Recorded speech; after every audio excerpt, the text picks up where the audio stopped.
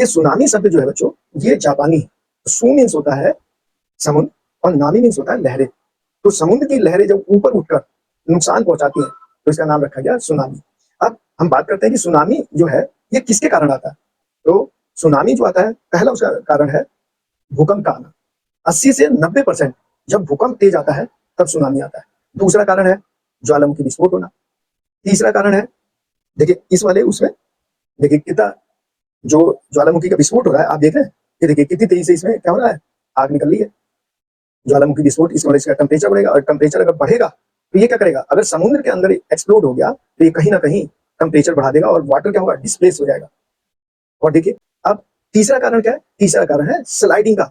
अब मान लीजिए कहीं पे बहुत ज्यादा बर्फ का बहुत भारी टुकड़ा समुद्र में गिर जाए तो उससे भी सुनामी आ सकता है। चौथा, अंतरिक्ष से अगर कोई एस्टेरॉइड्स समुद्र में गिर जाए, और एस्टेरॉइड्स तो बहुत बड़े होते हैं, और वो समुद्र में गिर जाए तो वो भी क्या करेंगे, वाटर को डिस्प्लेस कर देंगे। इसके बाद सुनामी है क्या, सुनामी तभी आएगी जब वाटर एक जैसे दूसरी जगह डिस्प्लेस हो, और वाटर अगर डिस्प्लेस हुआ तो वो सुनामी बन जाएगा।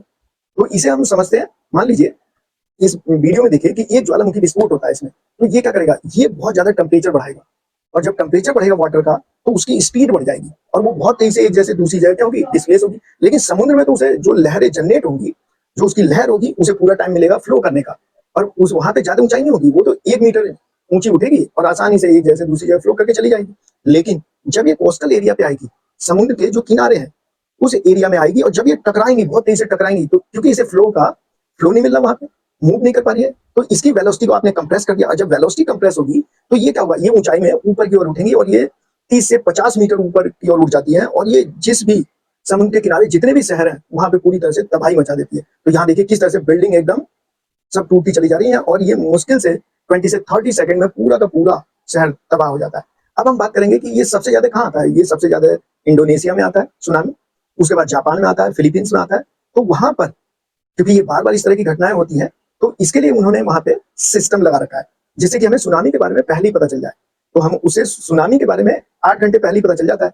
तो वहां पर इन्होंने स्टेशन बनाया हुआ है जिसे कहते हैं डार्ट, और इसकी फुल फॉर्म होती है डार्ट की फुल फॉर्म होती है deep ocean assessment and reporting of tsunami.